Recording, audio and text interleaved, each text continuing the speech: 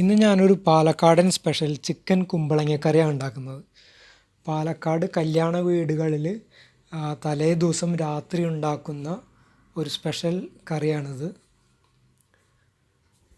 മഞ്ഞൾപ്പൊടി, മുളക് പൊടി, പിന്നെ മല്ലിപ്പൊടി വേണം, സവാള, ഇഞ്ചി, വെളുത്തുള്ളി, പച്ചമുളക്, പാല്, ഒരു തക്കാളി, കുരുമുളക് പൊടി, പിന്നെ ഒരു 600 ഗ്രാം കുമ്പളങ്ങ, 600 ഗ്രാം ചിക്കൻ. ഇത്ര സാധനമാണ് വേണ്ടത്.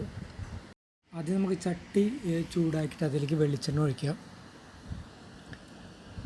എന്നിട്ട് അരിഞ്ഞു വെച്ചിരിക്കുന്ന ഇഞ്ചി, വെളുത്തുള്ളി, പച്ചമുളകും അതിലേക്കിട്ട് ചെറുതായിട്ടൊന്ന് അതിൻ്റെ പച്ചമണം മാറുന്ന വരെ ഒന്ന് വരട്ടി കൊടുക്കുക. എന്നിട്ട് അതിലോട്ട് അരിഞ്ഞു വെച്ച സവാള ചേർക്കുക.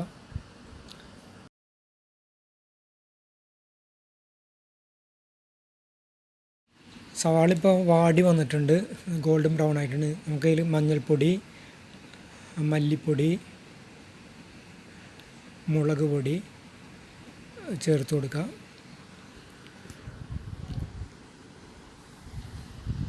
എന്നിട്ട് ചെറുതായിട്ടൊന്ന് വരട്ടിയതിന് ശേഷം അതിലേക്ക് അരിഞ്ഞു വെച്ച തക്കാളി ചേർത്ത് കൊടുക്കുക.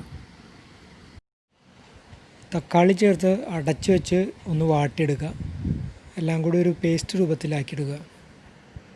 നമ്മൾ ക്ലീൻ ചെയ്ത് വെച്ച ചിക്കൻ എടുത്തിട്ട് ഈ മസാലയുടെ കൂടെ മിക്സ് ചെയ്തിട്ട് അടച്ചു വെച്ച് ഒരു 15 മിനിറ്റ് വേവിക്കുക.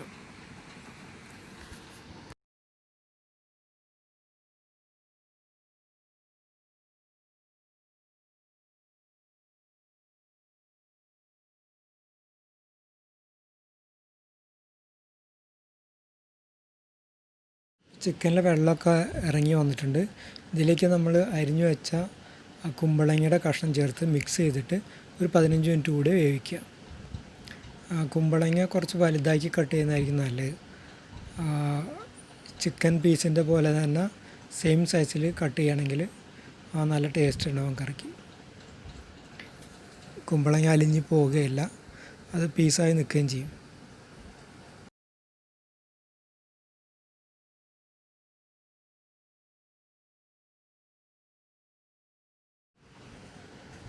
ഇനി നമുക്ക് ചെറുതായി കുറച്ച് കുരുമുളക് പൊടി ചേർത്ത്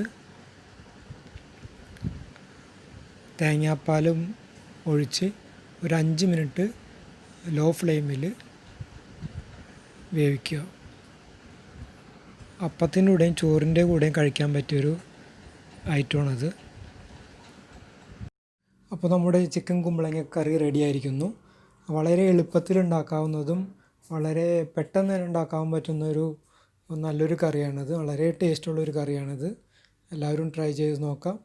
വീഡിയോ ഇഷ്ടമായെങ്കിൽ ലൈക്ക് ചെയ്യുക, പിന്നെ ചാനൽ സബ്സ്ക്രൈബ് ചെയ്യുക. Thank you.